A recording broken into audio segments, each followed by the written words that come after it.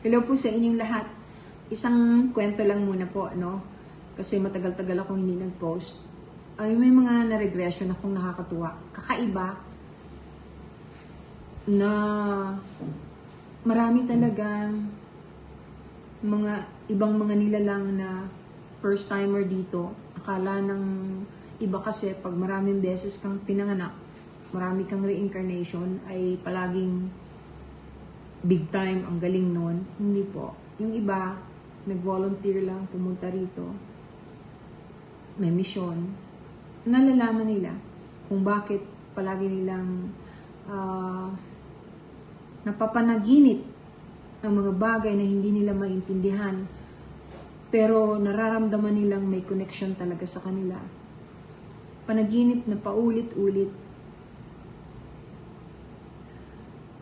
Meron naman po, aside from regression, yung Zoom consultation po kasi, ito yung mga nagkukonsulta sa akin na nasa ibang bansa na hindi makakarating dito, kaya nagre-request ng Zoom consultation. Siya nga po pala, pag gusto niyo pong magpa-Zoom consultation, huwag kayo dito sa TikTok mag-PPM.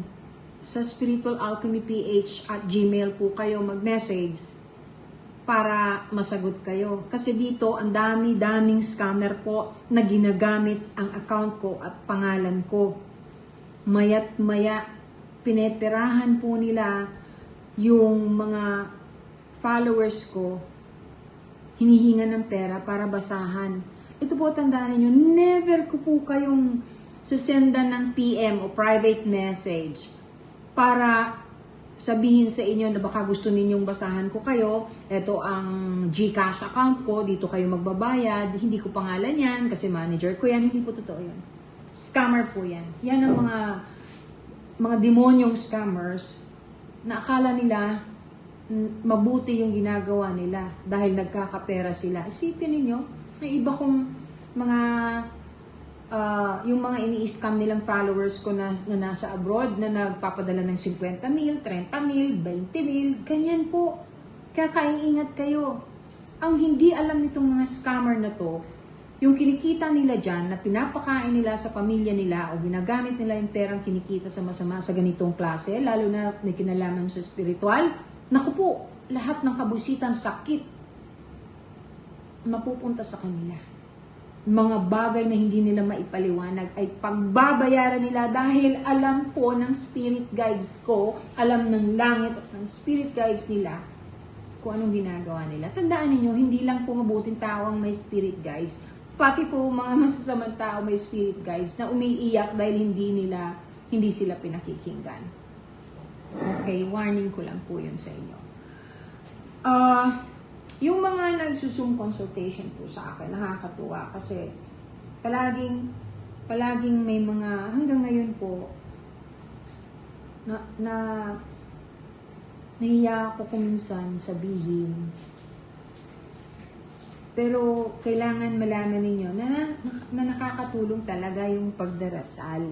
Pag nagdadasal sila, tapos nakakausap ako, nakikita ko po kung ano yung problema nila at nabibigyan ng solusyon. Hindi po sa akin galing yung solusyon ha. Galing po sa spirit guide nila. Kaya iba po yung hula kesa sa ginagawa ko.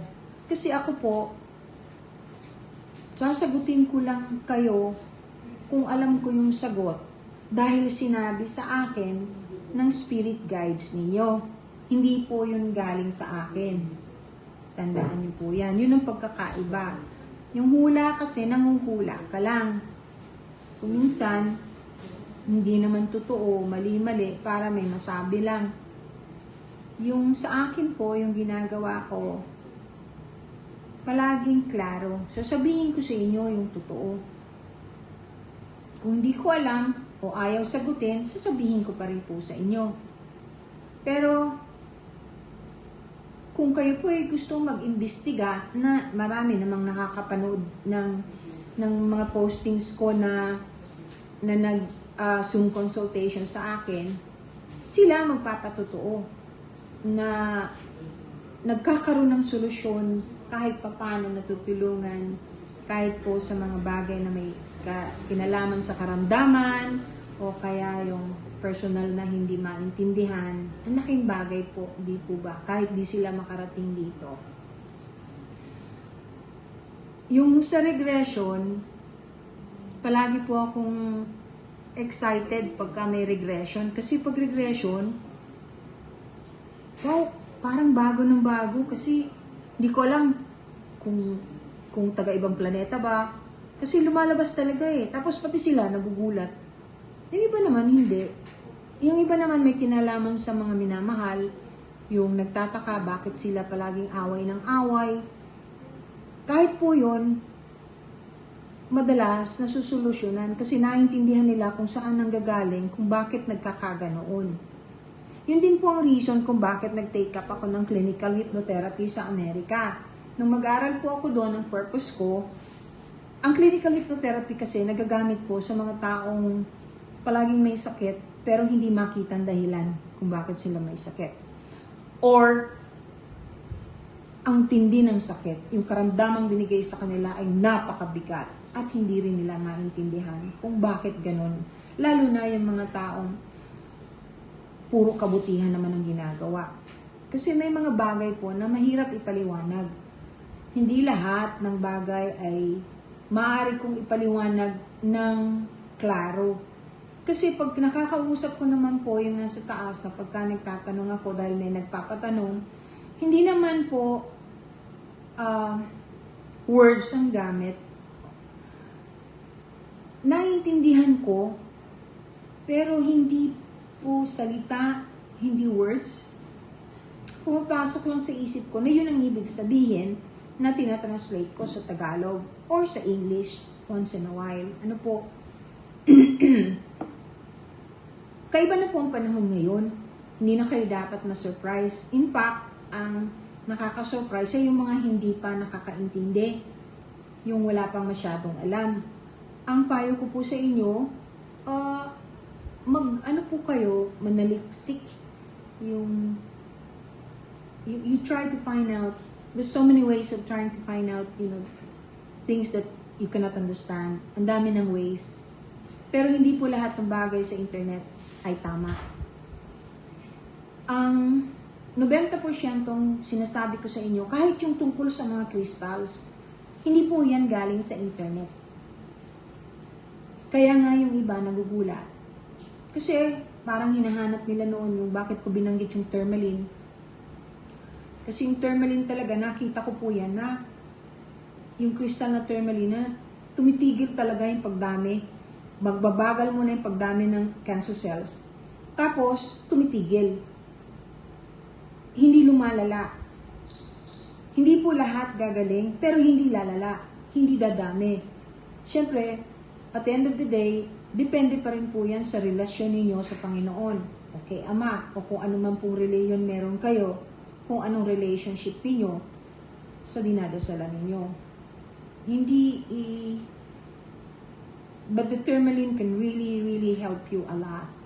Marami pong crystals na yung mga hindi naniniwala, ang sabi hindi naman daw yan tungkol sa Diyos, walang kinalaman ng Diyos, nasa demonyo daw yan, nanggaling.